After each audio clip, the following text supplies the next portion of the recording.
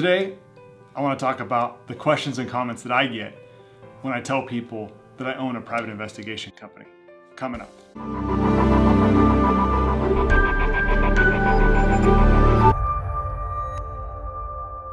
This is Tim Santoni and welcome to Risk Mitigation TV. On this show, we want to help you mitigate risk in your business and protect you from those in your inner circle.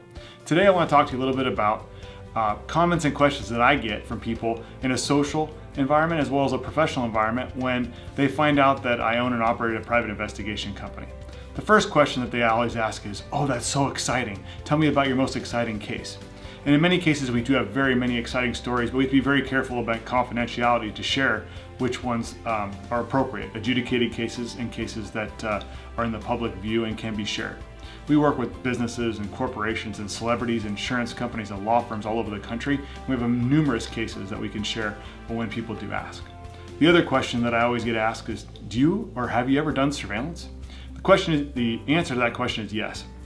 I've conducted surveillance early in my career, stationary surveillance, mobile surveillance. And the idea that what you see on TV about the glamorous and fun-filled, action-packed nature of surveillance is sometimes just not the case when you're sitting in that hot car in a very discreet location. You cannot move to use the restroom or eat for long periods of time, waiting for your subject to depart the area so you can get them, document their activity level and determine where they're going. The other question that I get all the time is, are you a former law enforcement or police officer? And that answer to that question is no. I come from a legal background. I learned in the business through training with attorneys and other investigators and my partner and dad, Mike Santoni, to learn the nuances of the investigation business and how we must obtain evidence in a legal and ethical way so that it can be used to support and help our clients win their cases. The next question that I always get is, do you carry a gun? And the answer to that question is no. In our work environment, we conduct civil investigations and there's not a level of threat. We do not do security, armed guard, executive protection. When we have a situation like that, we'll bring in a partner to assist us with those types of situations where there's elevated threats or risk.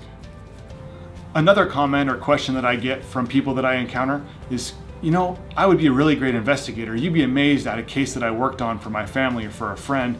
I was able to uncover some information that no one else could find. You know, what does it take to become a private investigator in California? And the answer to that question is pretty simple. In order to become licensed and take the exam and be able to conduct work with the general public, you have to work for a licensed investigation agency for the equivalent of about a 3-year period. Document those hours of direct investigative work, either in the office or in the field, and then take a written exam, pass a live scan. You obtain a license through the Bureau of Security and Investigative Services, which allows you to do work with the general public. Another question that I get when I meet someone and they find out that I'm a private investigator is, oh my gosh, have you already conducted a background check on me? Do you know about all the skeletons in my closet? And that's an interesting comment because although we do quite a few investigations here in my office, if I did a background investigation on everyone prior to meeting them, I would not have enough bandwidth and resources to get that all done. Also, as an investigator licensed under our contracts with commercial data providers, we must have a legal and permissible reason why we're using the data that we're using to uncover background information. And in most circumstances, there must be an insurance claim, litigation filed, or some other legal permissible reason why we're conducting background research using commercial databases. And just doing a background investigation on someone for the fun of it is not really within those guidelines. So thank you again for tuning into the show. If you like what you see, please give us a thumbs up, and we look forward to connecting with you in the comments. Thanks.